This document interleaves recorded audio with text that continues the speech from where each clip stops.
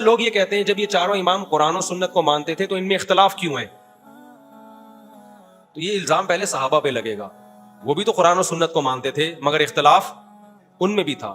وجہ اس کی یہ ہے کہ قرآن و سنت میں اختلاف نہیں ہوتا, قرآن و سنت کی تشریح میں اختلاف ہوتا ہے.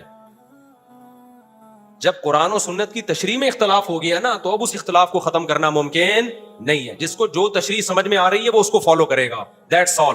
اور اللہ سب کو معاف کر دے گا, نیت اس کی ٹھیک ہونی چاہیے. تو آج ہو یہ رہا ہے کہ رفع الیدین جو کرتا ہے نا وہ کہے گا یہ رفع الیدین نہ کرنے والے یہ اندھے مقلد ہیں, یہ حدیث کو نہیں مانتے. جب یہ اسٹائل ہوگا نا آپ کا تو پھر آپ اچھی امید نہ رکھو. پھر آپ یہ نہ سمجھو کہ ہم کہیں ماشاءاللہ یہ اتنے اچھے ہوتے ہیں. پھر ہم دلائل بھی دیں گے اور پھر ہم دلائل کی دنیا بتائیں گے کہ تم چوری کرتے ہو, تم غلط کرتے ہو, تم قرآن و سنت کے نام پہ الو بنا رہے ہو. حدیث میں اگر رفع الیدین کرنا ہے تو نہ کرنا بھی ہے. آپ نہ کرنے والے پہ ایسے ڈھٹائی کے ساتھ پی جاتے ہیں, اس کو ایسے گھننے بن جاتے ہیں بالکل ضعیف ضعیف کہہ کے نا, ضعیف ضعیف. ہم تمہیں تمہارے علماء کی کتابیں دکھا رہے ہیں, محدثین کی دکھا رہے ہیں, بھائی وہ حدیث ضعیف نہیں ہے. اب سوال پیدا ہوتا ہے کہ پھر کرنا ہے, جب نہ کرنا بھی ہے اور کرنا بھی ہے تو پھر ہر ایک کی ترجیح کا طریقہ مختلف ہے. امام شافعی نے دیکھا کرنے کی حدیثیں زیادہ ہیں, انہوں نے کہا کرنا سنت ہے. امام ابو حنیفہ کا یہ اصول ہی نہیں ہے کہ کون سی حدیثیں زیادہ ہیں. امام ابو حنیفہ کا اصول ہے آخر سے آخر عمل کو دیکھو کون سا عمل آخر میں ہے.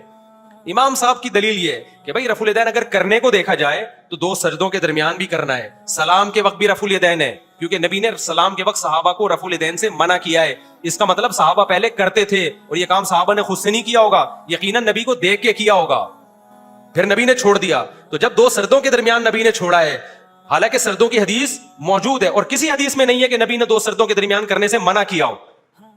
تو اگر ہم کہتے ہیں کہ بھئی آخری عمل اگر دیکھا جائے نا تو بہت سارے قرائن ہیں کہ جس سے پتا چلتا ہے آخری میں صرف تکبیر تحریمہ والا رہ گیا تھا. تو ابو حنیفہ کی یہ رائے بہت مضبوط ہے.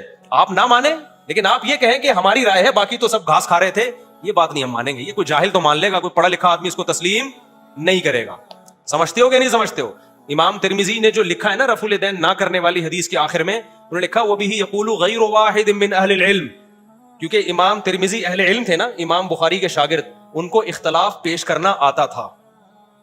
کمال کی بات ہے امام ترمذی رفع الیدین کرنے کے قائل تھے, لیکن رفع الیدین نہ کرنے کی دلیل کو بھی بڑے مضبوط انداز میں پیش کیا انہوں نے, کیونکہ ان کو پتا تھا یہ مسئلہ اختلافی ہے.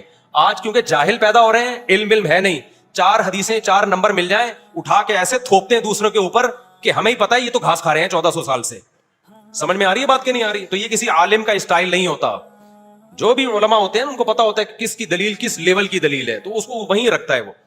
تو امام ترمذی نے کیا لکھا جب رفع الیدین کی حدیث ذکر کی, انہوں نے کہا وہ بھی یقول بعض اہل العلم من اصحاب النبی, یہی بعض اہل علم صحابہ کا قول ہے. لیکن جب رفع الیدین نہ کرنے کی حدیثیں بیان کی ہیں تو انہوں نے فرمایا وہ بھی یقول غیر واحد من اہل العلم من اصحاب النبی, یہ بہت سارے اہل علم صحابہ کا مذہب ہے. سمجھتا ہے کہ نہیں سمجھتا ہے؟